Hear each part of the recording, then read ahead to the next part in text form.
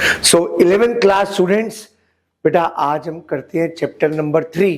Theory का है but 4 marks बेटा फ्री फंड के नंबर है बच्चे।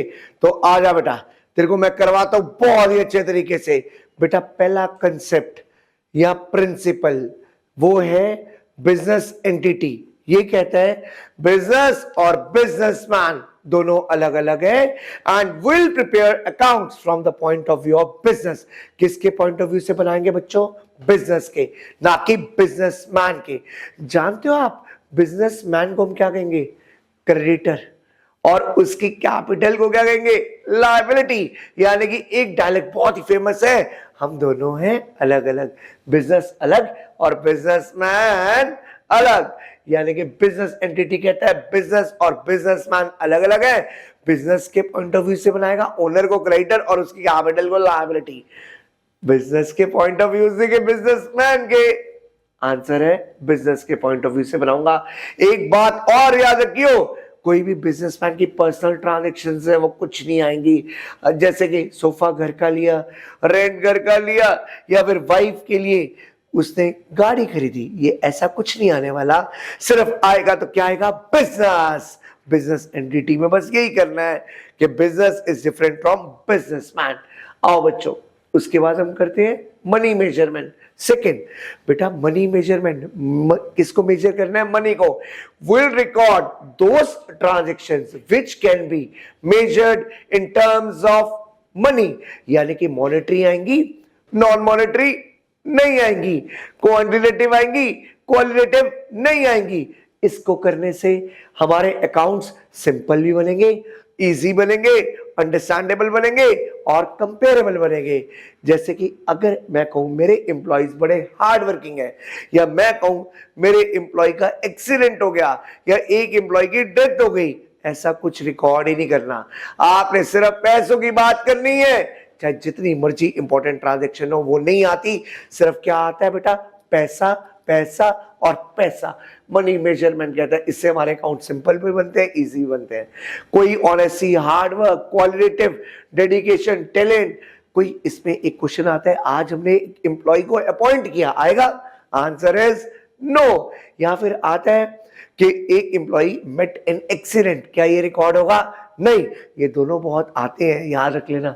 और ये लेकिन गलत तो है ही है, सिर्फ पैसों की बात आती है और मॉनेटरी आएगी, नॉन मॉनेटरी नहीं आएगी। अगर कोई इंपॉर्टेंट इवेंट हो गया नॉन मॉनेटरी वाला, या कोई एम्प्लॉय छोड़ के चला गया, ये नहीं आएगा। ये है, लिमिटेशन तो है बट फायदे भी बहुत है इसके। थर्ड आता है गोइंग कंसर्न। ये कहता है बिजनेस चलता रहे, चलता रहे। कितने टाइम के लिए? Indefinite period of time, limitless, कोई टाइम लिमिट ही ना हो बेटा। Our business must go on and on and on. ये कहते हैं money measurement. There is no intention to close down the operation. तभी तो हम लॉन्ग टर्म कॉन्ट्रैक्ट करते हैं, तभी तो हम फिक्स एसेट्स अलग, करंट एसेट्स अलग और कैपिटल एक्सपेंडिचर अलग, रेवेन्यू अलग, डेफर्ड रेवेन्यू करते हैं। इसीलिए तो हम अपने अकाउंट्स को हिस्टोरिकल कॉस्ट पे दिखाते हैं, बिकॉज ऑफ गोइंग कंसर्न। इसीलिए हम अपने फिक्स एसेट्स को ओरिजिनल कॉस्ट पे दिखाते हैं। और मैंने आपको कहा तभी हम लॉन्ग टर्म कॉन्ट्रैक्ट करते हैं। फिक्स एसेट्स अलग, करंट एसेट्स अलग, लॉन्ग टर्म लायबिलिटीज अलग, शॉर्ट टर्म लायबिलिटी अलग। फोर्थ आता है अकाउंटिंग पीरियड। जिस पीरियड के लिए आप अकाउंट्स बनाते हो उसको आप कहते हो अकाउंटिंग पीरियड। सोचो, आपको पता है आपका ठीक प्रॉफिट कब पता लगता है? जब बिजनेस को बंद करो। बट वो इवेंट तो 10 साल भी हो सकता है, 15 साल हो सकता है, 5 इयर्स हो सकता है, बहुत लॉन्ग टर्म हो सकता है। अरे बिजनेसमैन को क्यूरियोसिटी होती है जानने के लिए वो कमा रहा है या गवा रहा है। क्या वो पीरियड कितना होना चाहिए? आपको क्या लगता है? क्या वो लॉन्ग टर्म होना चाहिए या 15-20 दिन? नहीं नहीं नहीं, it shall neither be too long nor be too short. आप अपने अकाउंट्स के पीरियड को बाइफरकेट कर लो। वो कितना होना चाहिए? कट कर लो, 1 ईयर। कितना होना चाहिए? 1 year. The period for which accounts is prepared, that is known as accounting period. Usually it is 1 year. अब आता है हिस्टोरिकल। नाम से पता लग रहा है हिस्ट्री की कॉस्ट, हिस्टोरिकल कॉस्ट। हिस्ट्री की कॉस्ट आती है, हिस्ट्री की कॉस्ट आती है। अगर आपने एक बिल्डिंग 10 लाख के ली, उसकी वैल्यू होगी 2 करोड़, फिर होगी 3 करोड़। अरे बाबा नहीं नहीं नहीं नहीं नहीं, आप कितनी दिखाओगे, 2 करोड़ 3 करोड़, नहीं 10 लाख जितने की खरीदी थी। यही हिस्टोरिकल कॉस्ट कहती है। हिस्ट्री की कॉस्ट दिखाऊंगा किसकी बच्चों, हिस्टोरिकल कॉस्ट कहती है, हिस्ट्री की कॉस्ट दिखाऊंगा जिसपे मैंने खरीदा है। सिर्फ वो मन कर रहा है 10 लाख की चीज अगर 10 करोड़ हो गई, आप क्या सोच रहे होगे, ये गलत है कि ठीक है? आंसर है इसका, आपको लग रहा होगा कि 10 लाख की 10 करोड़ होगी, मैं तो 10 करोड़ दिखाऊंगा, फेयर मार्केट वैल्यू दिखाऊंगा, प्रेजेंट वैल्यू दिखाऊंगा। अरे भाई इसका कोई प्रूफ है? नहीं है। जो तूने खरीदी है उसका प्रूफ था ना, उसका तो था, उसका तो था, उसका प्रूफ था। इसीलिए हिस्टोरिकल कॉस्ट का हम आपको वेरीफाई कर सकते हैं। और एक और बात बोलना चाहता हूं मैं कि 100 मुंह 100 बातें, different valuation given by different expert.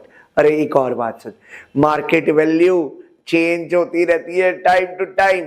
अरे बाबा एक और बात सुन, मेरे को बिजनेस चलाना है ना कि बंद कर देना है, इसलिए हमारा बिजनेस क्या करे, चलता रहे। और business because of going concern accounts is shown at its historical cost. Historical cost, इसकी आप जस्टिफिकेशन सुनोगे तो वेरीफाई कर सकते हो। गोइंग कंसर्न है और उसके बाद मार्केट वैल्यू, कोई एक बोलेगा कुछ और बोलेगा, और मार्केट वैल्यू चेंज होती रहती है टाइम टू टाइम। ड्रॉबैक एक बहुत तगड़ा है कि जब महंगाई हो जाएगी, जैसे इंडिया में हुई है, बाकी कंट्रियों में इतनी नहीं हुई, इंडिया में इन्फ्लेशन बहुत है, वहां सारी वैल्यू मैनिपुलेटिव लगेंगी हमें ऐसा लगेगा बहुत डिस्टॉर्टेड वैल्यूज है।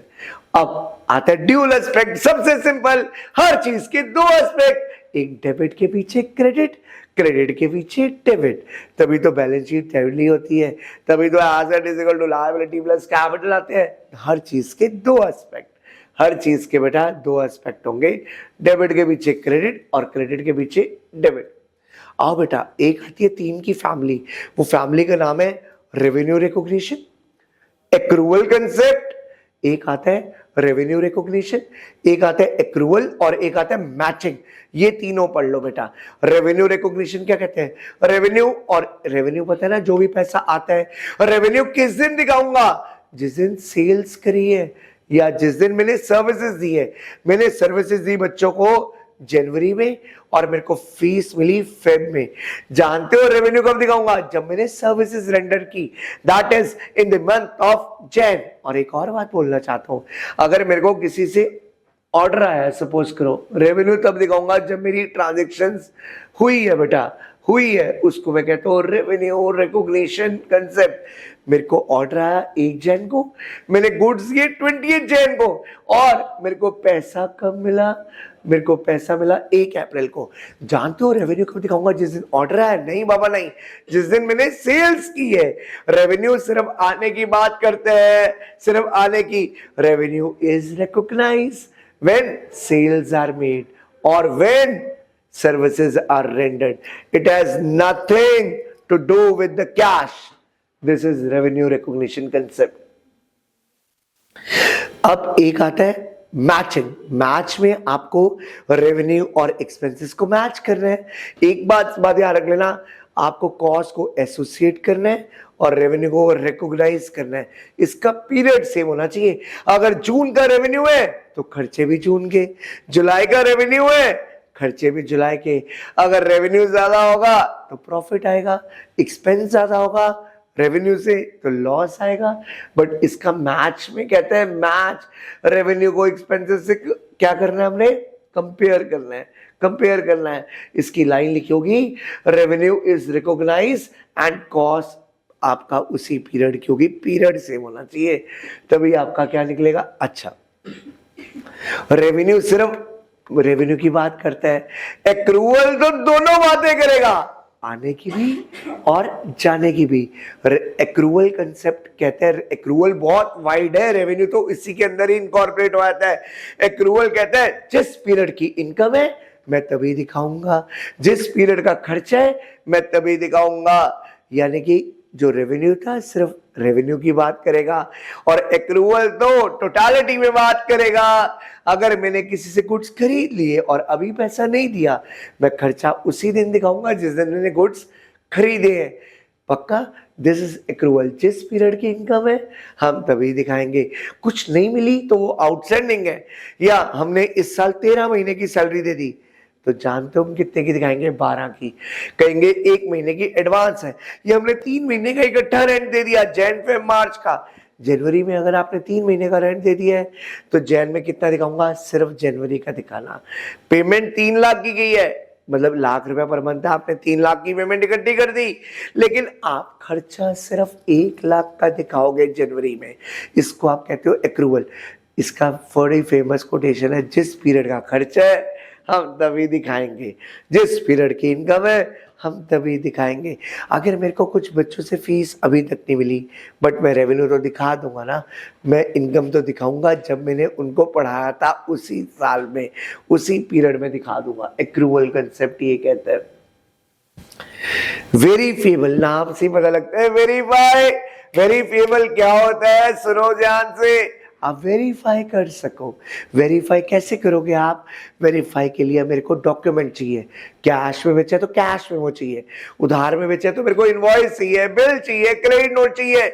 मतलब झूठ नहीं बोलना। आपको क्या करना है? दैट इज वेरीफेबल होना चाहिए हमारा अकाउंट। पर्सनल बायसेस ना हो, मैनिपुलेशन ना हो, विंडो ड्रेसिंग ना हो, सबूत। Verify, this is known as verifiable objective principle. ये होता है, इसको हम कहते हैं जनरल एक्सेप्टेड अकाउंटिंग प्रिंसिपल्स। तो मैंने बातों ही बातों में 10 बता दिया। बिजनेस एंटिटी, बिजनेसमैन अलग अलग। मनी मेजरमेंट, पैसों की बात। थर्ड, आपका गोइंग कंसर्न, बिजनेस चलता रहे। फोर्थ, आपका बताया मैंने अकाउंटिंग पीरियड 1 साल। फिर हिस्टोरिकल कॉस्ट, हिस्ट्री की कॉस्ट, फिफ्थ हो गया। सिक्स आपको बताया ड्यूल एस्पेक्ट, हर चीज के 2 एस्पेक्ट। सेवन बताया वेरीफेबल, 7 और 3 और याद रख लेना, एक ही फैमिली के याद रखना, एक्रूवल, रेवेन्यू रिकॉग्निशन और मैचिंग। तो ये 10 के 10 कंसेप्ट आपको याद होने चाहिए। अब मैं करा रहा हूं कुछ कन्वेंशंस, 4 कन्वेंशंस है। Conventions are the outcome of concept, उन्हीं का आउटकम है आपका कन्वेंशंस। कन्वेंशंस में पहली आती है फुल डिस्क्लोजर। कुछ ना छुपाओ, सब कुछ बताओ। किसको? फादर मदर को? नहीं नहीं नहीं नहीं नहीं, नहीं। उसकी बात नहीं कर रहा, मैं कर रहा हूं आपको फुल डिस्क्लोजर की। दैट इज आपको टोटलिटी में डिस्क्लोज सब कुछ करना पड़ेगा। आपको इंटरेस्टेड पार्टीज को, इतने बंदों की नजरें होती हैं अकाउंट्स पर, तो उन पर आपको सब कुछ बताना है, कुछ नहीं छुपाना। उसको आप कहते हो फुल डिस्क्लोजर। जो भी इंफॉर्मेशन होती है, it should not be hidden from relevant interested parties. कुछ ना छुपाओ, सब कुछ बताओ, फुल डिस्क्लोजर कहते हैं। लेकिन ये फुल डिस्क्लोजर बताना चाहूंगा, एक होता है मटेरियलिटी। मटेरियलिटी क्या कहते हैं? एक और सुन लो, मटेरियलिटी। फुल डिस्क्लोजर के साथ साथ मैं कराता हूं मटेरियलिटी। मटेरियलिटी कहता है रिलेवेंट चीजें दिखाएंगे, हम वो चीजें दिखाएंगे जो इंटरेस्टेड पार्टीज को जो इंपैक्ट करती है, जिससे उनके डिसीजंस पर इंपैक्ट पड़ता है, उसको हम कहते हैं मटेरियलिटी। यानी कि फुल डिस्क्लोजर अलग है और मटेरियलिटी अलग है। फुल डिस्क्लोजर कहते हैं सब कुछ बताओ, और मटेरियलिटी कहते हैं सिर्फ वही इंफॉर्मेशन दिखाओ जो कि रेलेवेंट है, मतलब जो उनको इंपैक्ट डाल सके। यानी कि फुल डिस्क्लोजर की थोड़ी सी एक्सेप्शन कौन सी होगी? मटेरियलिटी। और आता है बेटा वेरी इंपॉर्टेंट, वो आता है कंसिस्टेंसी। हमारे मेथड्स कंसिस्टेंट रहने चाहिए, मतलब same methods once they are adopted, there must be uniformity in methods so that we can make comparisons के लिए consistency आनी चाहिए। जैसे कि मेथड, स्ट्रेट लाइन मेथड और WDV मेथड। एक साल आप स्ट्रेट लाइन लगा रहे हो, अगले साल WDV मेथड लगा रहे हो, तो इससे हमारा क्या हो जाएगा? कंसिस्टेंसी नहीं रह जाएगी। या फिर एक और एग्जांपल, मेथड आप, एक होता है फर्स्ट इन फर्स्ट आउट, एक होता है लास्ट इन फर्स्ट आउट। जो पहले आया है वो पहले जाएगा, एक होता है जो लास्ट में है माल, उसको पहले बेचेंगे। तो एक बार अगर आपने फर्स्ट इन फर्स्ट आउट लगा दिया, उसी को कराओ। इसका बेस्ट एग्जांपल 11th क्लास के लिए आता है मेथड ऑफ चार्जिंग डेप्रिसिएशन का। और एक तो बाबा बड़ा ही इंपॉर्टेंट है, वो कौन सा है आपका? Prudence, conservatism. कंजर्वेटिज्म क्या होता है? What is conservatism? कंजर्वेटिज्म कहते हैं ऑर्थोडॉक्स, अपने आप को सेफ गेम खेलो। अगर कोई फ्यूचर में लॉस हो रहा है आज ही दिखा दो, बट कोई प्रॉफिट हो रहा है तो बिल्कुल मत दिखाओ। अगर आपको एप्रीहेंशन हो रही है कि मेरा 2028 में कोई लॉस होगा तो आज ही 2026 में दिखा दो। और आपको लग रहा है कि 2027 में मेरे को प्रॉफिट होगा, जब होगा तब होगा, अभी नहीं मैं दिखाने वाला। इसका स्लोगन है do not anticipate profit and provide for all future losses. इसको आप कहते हो कंजर्वेटिज्म, यहां आप इसको कहते हो प्रूडेंस, इसको कहोगे प्रूडेंस। और इसका फेमस जो क्वेश्चन आता है वो कौन सा इंपॉर्टेंट क्वेश्चन आता है?